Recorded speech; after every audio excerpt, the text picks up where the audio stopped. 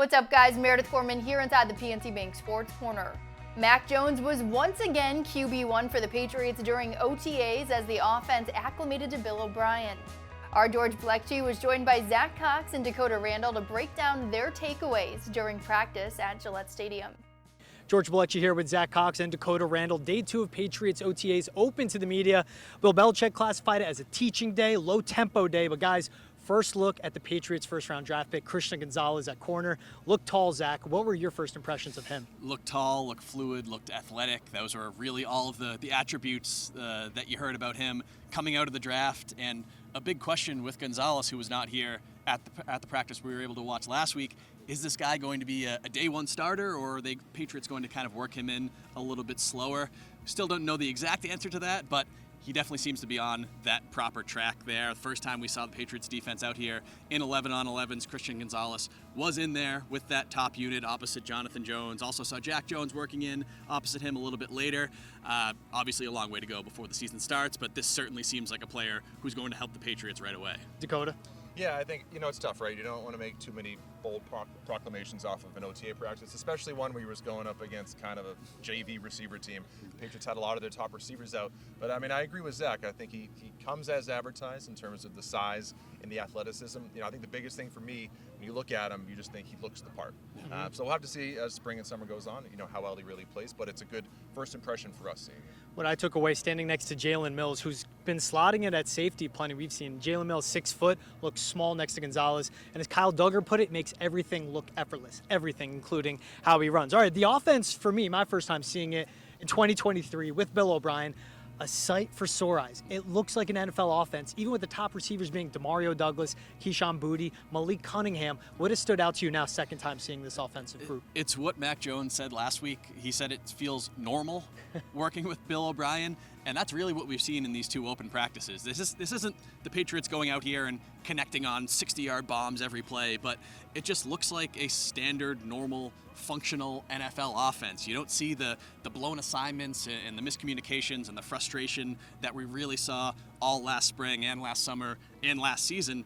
The Patriots really seem to be back on the proper track offensively with it's just a professional operation now, and I think it's really eased the concerns of a lot of players within that locker room, just hearing Mac Jones and some of the other guys talk about it, and I think it'll ease the concerns of a lot of fans once they see this on the field in training camp. Yeah, again, I think it's unfortunate we haven't seen JuJuSmith-Schuster yet. We like to see the full assortment of weapons out there and see how it really looks. But again, like Zach said, and this is a continuation from last week, it just looks like a more buttoned-up operation. There aren't all these plays that get stopped at the line of scrimmage. The ball isn't hitting the ground a lot, which is always a good sign. And another takeaway for me, and again, it's only spring, so we don't know, but it does look like there's going to be at least some young guys, whether they be rookies or second-year players, having big roles on this team. Whether that be the rookie receivers, Demario Douglas or Keyshawn Boutte, or some of the second-year running backs like Kevin Harris and Pierre Strong. There are a lot of younger players that are getting a lot of work here, and I wouldn't be surprised if that continues into the summer. Just thinking back to this time last year, was a question of how is this offense going to be ready for the fall? Looking at it today, fluid in and out of the huddle, connecting to open receivers that were schemed open. Looks very friendly for Mac Jones, Hunter Henry, and Mike Gesicki, who were in attendance today. So we talked offense, we talked defense. Overall, Zach, though, one thing that jumped out to you today?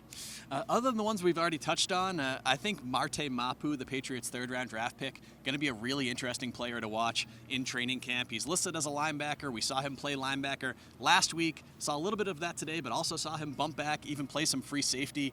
He was a guy in college that really played all over the defense, talked to some of his teammates after practice.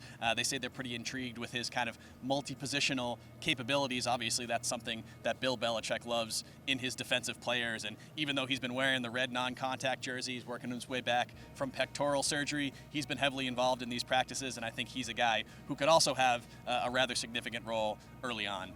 Yeah, for me, there was a fight. Not a fight, a dust-up more so. Scuffle. Yeah, a bit of a heated scuffle. Hard to really tell exactly what happened. It looked like Cole Strange and Anthony Jennings playing through the whistle, and then Christian Barmore and David Andrews got involved. Looked like Barmore threw a punch. Hard to tell at who. And so, it was notable. I don't think Zach, you had a better read on this, but it didn't look like Strange and Barmore necessarily got kicked out, but I didn't see them really do anything the rest of practice. Yeah, there were no official ejections. A lot of times when you see one of these fights, you see players get kicked out of the field. Didn't see that, but I don't believe that either Strange or Barmore went back onto the field afterwards. So it was sort of a non-ejection ejection. Yeah, so it was interesting, kind of a renewing of pleasantries between David Andrews and Barmore, who had a training camp fight last year. So not a big deal. These things happen, but it was, it's noteworthy. The leaders of both, especially interior-wise, of both the defensive line, offensive line. You see a spark, no pads, they're still getting at it. This is a tough environment for offensive and defensive linemen because you can't really block, you can't really play your game, but you're also expected to basically simulate that. Not surprising when tempers boil over a little bit like that. All right, so day 2 of OTAs concluded Friday, the last day open to the media of optional training activities, and then on Monday, minicamp kicks off. Rookies will get the first time. We'll hear from plenty of them. All of them will speak. So for Dakota Randall, Zach Cox, George Blecci, that's all from Gillette. PNC Bank, helping to make banking easier.